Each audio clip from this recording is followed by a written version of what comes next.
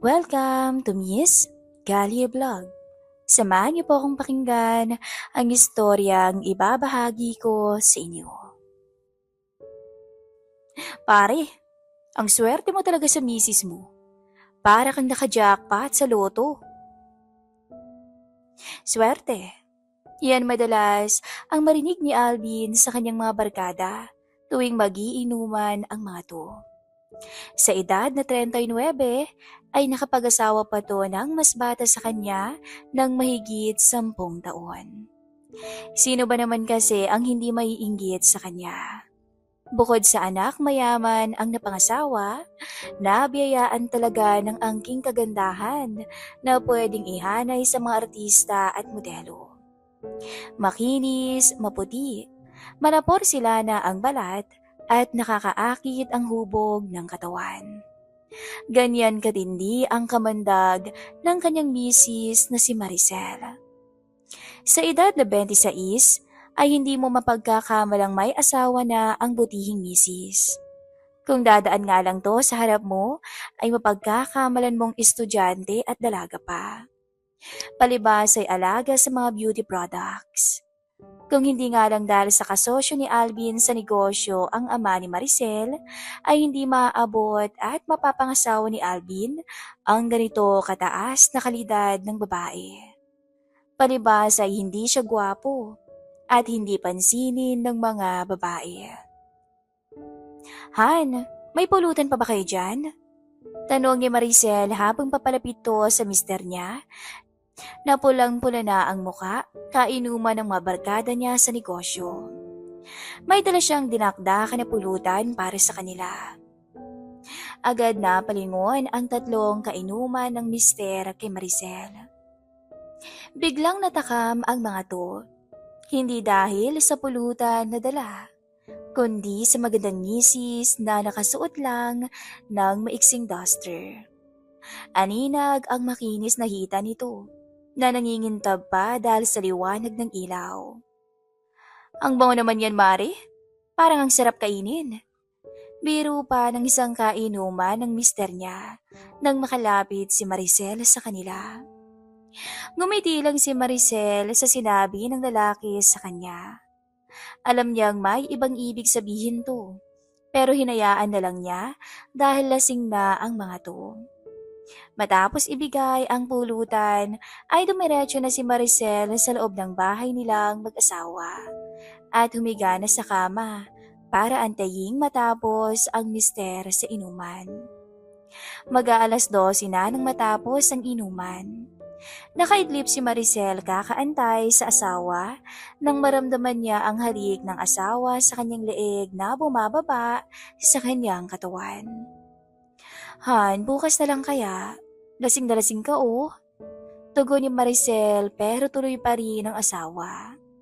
Wala na siyang nagawa ng tuluyang ibaba ng mister ang suot niyang manipis na panloob. Napakagadlabi na lang ang mistisang misis nang tuluyan na ngang umuga ang matibay na kama nilang mag-asawa. Napaka-agresibo ni Alvin. Lagi itong gigil sa asawa. Ngunit kahit anong gawin ni Alvin, tila hindi niya maibigay kay Maricel ang satisfaction ng isang babae. Ayaw man niyang aminin, pero wala siyang maipagmamalaki bilang lalaki. At higit sa lahat, mabilis lang siyang sumuko sa kama. Matapos ang 5 minuto lang, ay bagsak na agad si Alvin. Naiwang tulala at maluha-luha si Maricel habang nakatingala sa kisame. Sa 3 taon nilang pagsasama bilang mag-asawa, ganito lagi ang nararanasan niya sa mister. Hindi matupok-tupok ang uhaw ni Maricel sa kanyang pagkatao. Matagal na niya itong kinikimkim. Hindi siya mapakali. Pero kahit may pagkukulang sa ganung bagay si Alvin, mas nangingibabaw ang pag-iintindi niya dito. Hindi siya naghanap ng iba na pupunan sa pagkukulang ng asawa. Nagpo-focus na lamang si Maricel sa negosyo para matuon sa iba ang kakaibang uhaw na nararamdaman. Maagang nagising si Maricel ng umagang yun para asikasuhin ang negosyo niyang flower shop sa bayan. Pinaghanda niya muna ang mister ng umagahan bago umalis ng bahay. Pagkagising naman ni Alvin ay agad na rin tong nagtungo sa negosyo nitong auto shop na malapit lang din sa shop ng misis. Isa to sa dahilan kung bakit wala pa silang balak magkabibi. Busy sila sa kanya-kanyang negosyo. 9:00 ng umaga nagbubukas ang flower shop ni Maricel. Kasama niya ang trabahador niyang si Manang Ellen na taga-asikaso at dilig ng mga halaman niya at ang Becky na si Randy na taga-buhat ng mga mabibigat na gamit galing sa maliit na bodega. Naku Ma'am Maricel, galing ako sa bodega. Bumagsak yung mga kahoy na lagay ng fertilizer natin. Dali-daling nagtungo si Maricel at Randy sa bodega. Laking gulat ni Maricel na bumagsak nga yung mga patungan ng fertilizer. Agad niya tong binalita sa mister na kasalukuyang nasa auto shop ng repair service niya. Han, may kilala ka bang karpintero dyan na mag-aayos ng bodega ko ngayon sa shop? Tanong ni Maricel sa kabilang linya. Siyempre naman Han, teka chat ko. Naging bata ako to dati dito sa shop eh. Magaling lumagari to Han, hindi ka magsisisi. Biro ni Alvin sa mistisang misis. Loko ka talaga. Sige Han, antay ko na lang dito sa shop ha. I love you. Bye. Love you too Han. Lumipas ang ilang minuto. Habang nag-aayos ng halaman si Maricel, kasama si Randy ay dumating ang isang binata. Mga nasa edad 18 pa lang. Agad napansin ni Maricel ang kagapuhan ng binata. Nakasando lang to kaya hulmarin ang maskulado nitong katawan. Matangkad din to, hindi tulad ng mister niya na nasa 5'3" lang ang height. Ay, ang gwapo ma'am. Bulog ng beking si Randy kay Maricel. Good morning po ma'am. Carlo po, ako po yung chinat ni Sir Alvin na mag-aayos ng bodega niyo. Pagpapakilala ng binata, sabay baba ng bag niya na may lamang martilyo, lagari at iba pang kagamitan ng karpentero. Si Carlo ay dating trabahador ng kanyang mister sa auto shop. Sa murang edad ay marami na tong alam na trabaho. Bukod sa pagkukumpuni ng sasakyan, ay marunong din magkarpentero ang binata. Foreman ang tatay niyang yumao, kaya maalam siya sa paggawa ng bahay at iba pa. Umalis si Carlo sa auto shop ni Alvin dahil pinursige nitong mag-aral sa kursong criminology. Tuwing linggo at sabado na lang ito kung sumasideline sa pagkakarpentero kapag may nangangailangan sa serbisyo niya. Kapos man sa palad si Carlo, ay hindi naman siya kinapos sa pagkalalaki. Bukod kasi sa pogi at matikas ang katawan, ay meron siyang itinatagong alas na hindi magagawang kalimutan ng kahit sinong babae. Ilang babae na rin ang pinaiyak niya dahil hindi sila makamove on. At hanggang ngayon ay hinahanap-hanap pa rin nila ang natikman nilang alapaap kay Carlo. Sa edad na 18 ay nakalimang nobya na si Carlo. Pero lahat ng yun ay hindi nagtagal dahil iba ang tipo ni Carlo. Ma'am Maricel, saan pang bodega na ayusin ko? Pagputol ni Carlo sa pagkakatulala ni Maricel. Nabigla kasi ang ginang dahil ang inakala niyang matandang karpentero ang dadating ay mas bata pa pala sa kanya. At hindi lang yun, dahil malakas pa ang dating nito sa kanya.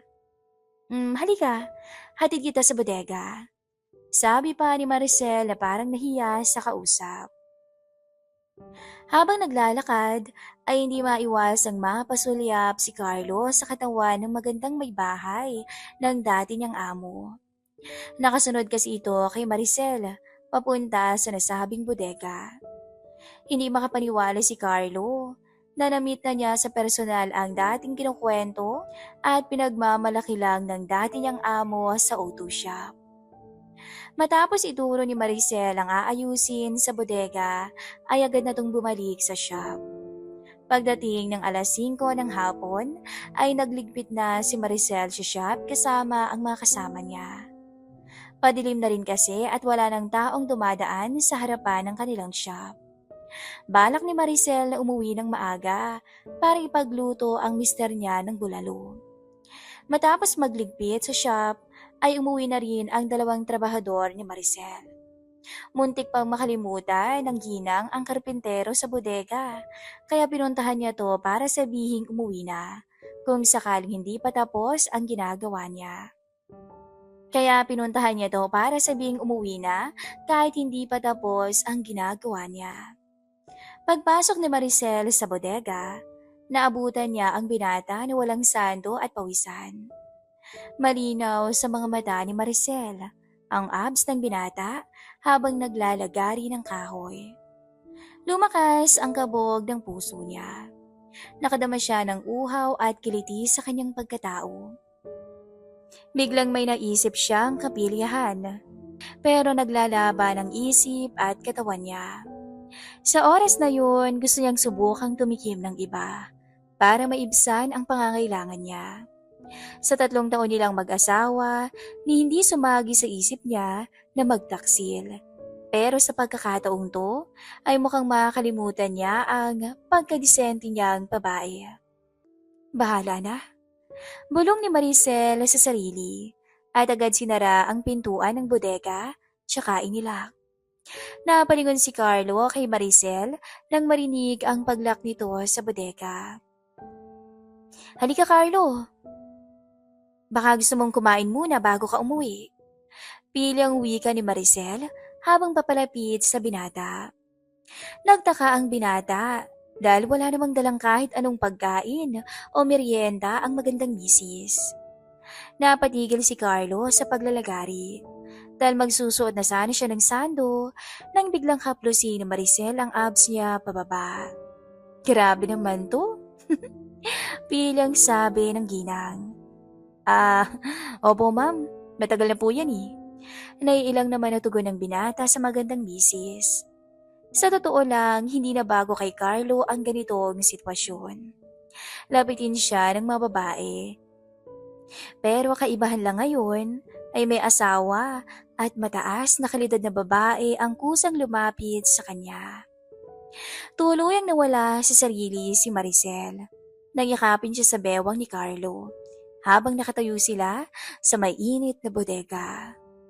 Kusang lumuhod si Maricel at binuksan ang zipper ng binata.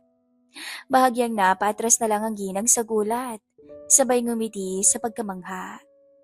Hindi alam ni Carlo ang dahilan kung bakit parang bayarang babae ang magandang misis ng dati niyang amo sa auto shop na basta nalang lumapit sa kanya.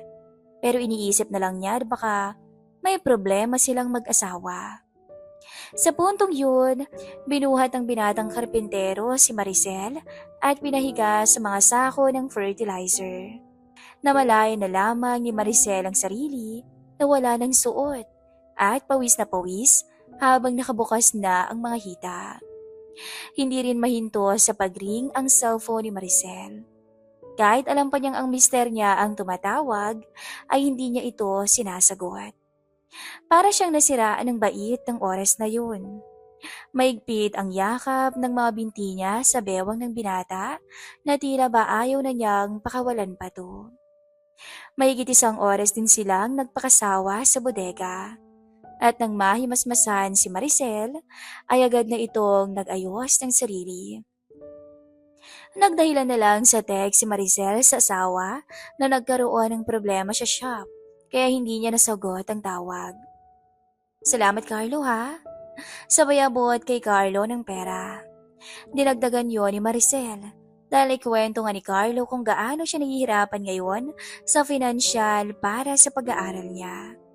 Naikwento rin ni Maricel ang pagkukulang ng mister. Kaya niya nagawang magtaksil sa unang pagkakataon. Maluhaluhang inabot naman ni Carlo ang 3K galing sa magandang babae na kanina lang ay halos mabaliw na sa kanya. Masaya rin siya para kay Maricel dahil naibigay niya ang pagkukulang ng kanyang mister.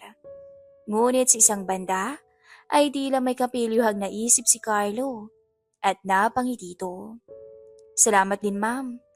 Ito po yung number ko, ma'am. In case po, kailanganin niyo ako ulit. Tawag lang kayo, Sabay ngiti ni Carlo. Alam ni Carlo na makalipas lang ang ilang araw, ay hahanap-hanapin na ni Maricel ang namagitan sa kanila, gaya ng ibang naging nobya niya. Alam niya kung gaano nag-enjoy ang misis ni Alvin, at alam din ito na hindi kayang ibigay ng asawa niya ang naibigay niya kaninang alapaap. Umaasa siyang muli silang magtatagpo ng magandang misis, kaya binigay niya rito ang kanyang numero. Sa puntong yun ay nag-alangan pa si Maricel kung aabutin niya ba ang papel na may nakasulat na numero ni Carlo o hindi. Unang beses pa lang niyang nagtaksil sa asawa at ayaw na sana niyang maulit to. Sa isip-isip niya, tama na ang isang beses. Mahal niya ang asawa at hindi niya to kayang lokohin pa. Hindi maalis ang ngiti ni Carlo nang makauwi ito sa bahay nila. Samantala, hindi makalimutan ni Maricel kung gaano siya nag-enjoy sa binatang karpentero habang nakahiga sa kama nilang mag-asawa katabi ang mister na malakas nang naghihilik. Napahaplos na lang si Maricel sa katawan nang biglang mapailing to. Bigla siyang nakonsensya sa mister. Pinilit niyang nilabanan ang kanyang kahinaan. Hanggang dito na lang po ang ating story. At sa mga gusto ng part 2, huwag pong mahihiyang mag-comment down below.